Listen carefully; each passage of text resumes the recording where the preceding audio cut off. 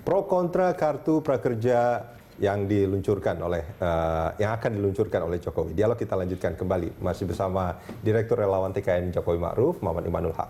Tapi ini sebetulnya Kang, soal kartu prakerja ini pada akhirnya banyak yang mengatakan ini sama juga dengan kartu prajelas sebetulnya. Ini kartu belum jelas, ini mau seperti apa. Oke, memang nanti ini akan menjadi semacam nanti mungkin akan ada lembaga atau apapun yang menjadi penghubung antara mereka pencari kerja dengan lapangan pekerjaan yang tersedia, dan di situ akan ada pencocokan keahlian gitu ya dengan apa namanya kamu ini ada pekerjaan, kamu belum punya ini, keahliannya ditambah supaya cocok ke situ kan. Tapi terus kemudian memang ini yang masih belum clear.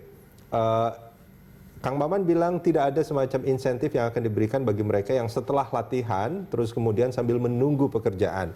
Tapi tim di TKN mengatakan akan ada insentif yang akan diberikan selama mereka dalam masa tunggu untuk mendapatkan pekerjaan.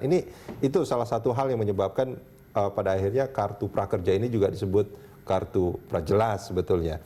Dan yang kedua, akan ada PR yang luar biasa besar sebetulnya, bagaimana mendata lapangan pekerjaan itu yang jumlahnya harus banyak karena memang orang yang mencari kerja saat ini jumlahnya juga tidak sedikit.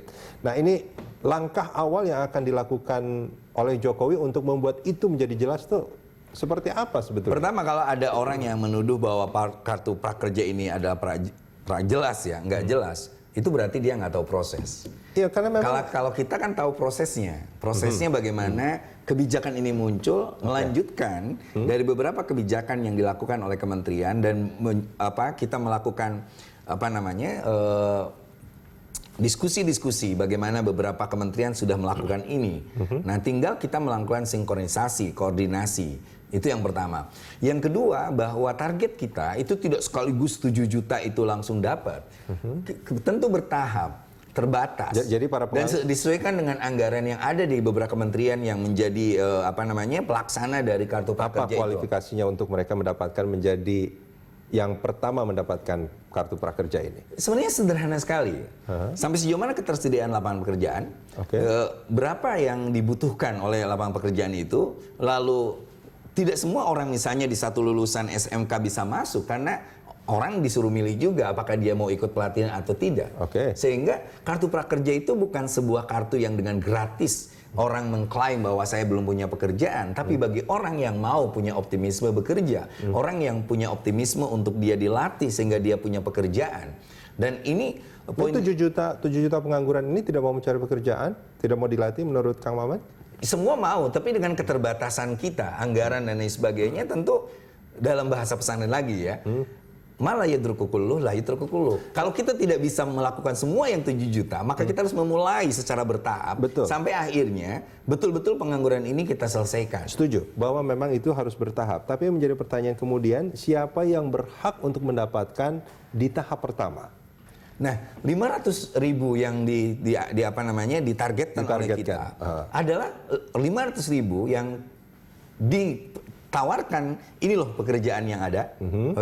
Siapa yang Anda minat dan sebagainya, ada semacam seleksi juga.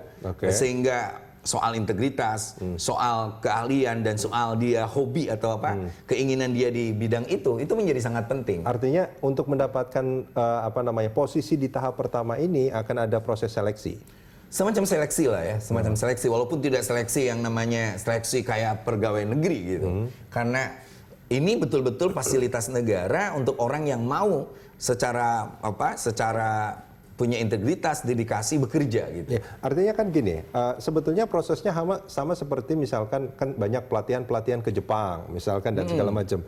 Jadi para pengangguran ini, kita sebutkanlah ini adalah pengangguran misalkan, dan dia ingin bekerja, mereka mendaftar terus kemudian ada proses seleksi untuk menjadi satu dari 500.000 mereka yang akan mendapatkan kesempatan kartu prakerja ini. Iya, betul. Ya kan? Ada proses seleksi artinya, ada proses seleksi kan? Karena dari anggaplah angka itu benar 7 juta itu nggak mungkin kita BPS. Sekaligus tidak sekaligus bisa. Makanya kenapa kita bertahap, bahwa dalam tahun pertama ada 500.000, lalu kita tahun kedua ada 2 juta, bertahap seperti itu. Dan saya rasa kita akan terus melakukan tahapan-tahapan ini sehingga betul-betul orang yang lapangan kerja tersedia bisa diisi oleh orang yang punya skill atas lapangan pekerjaan itu. Ya, artinya kan gini, ketika ada proses seleksi, untuk kualifikasi lulus seleksi itu yang sekarang belum disiapkan sebetulnya, atau sudah disiapkan? Udah disiapkan. Apa? Seperti apa kualifikasinya? Taruhlah misalkan yang lamarnya itu 1 juta, gitu. Yang diambil 500.000. Nah, yang berhak untuk mendapatkan 500.000 itu orang yang seperti apa? Ya, kan ini apa? Semuanya itu punya kriteria yang sama, pengangguran. Ya. Nah, gimana para pengangguran ini bisa dapat 1 kursi di 500.000 itu? Sama aja kan seperti kita kalau orang mau berangkat nih ke luar negeri atau orang mau masuk ke tempat pekerjaan, dia ikut seleksi itu. Ya. Dan tentu ada secara otomatis ada orang yang memenuhi kualifikasi, ada juga yang enggak. Seperti itu. Oke. Ini aja saya kembali lagi melihat yang sudah saya lihat ya.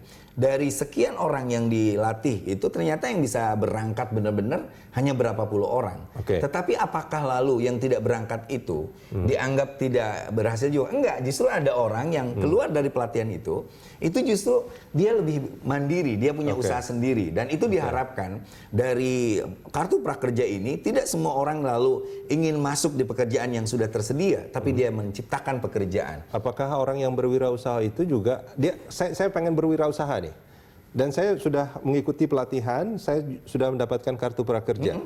Untuk berwirausaha itu kan butuh modal. Ya, nah itu salah satunya.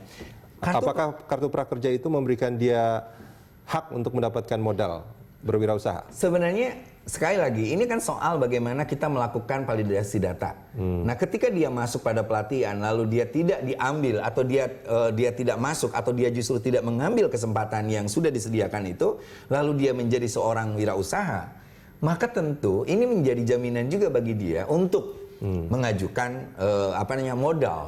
Tentu lewat proses dan persyaratan yang ada, tidak ujug-ujug orang dapat kartu prakerja itu lalu dia dapat modal. Ada tetap prasyarat yang harus dipenuhi kan? Jadi kartu prakerja itu tidak memberikan jaminan bagi mereka untuk mendapatkan modal? Tidak juga. Oke, baik. Kang Maman, terima kasih banyak sudah hadir bersama kami di Dialog. Oke, terima kasih Mas.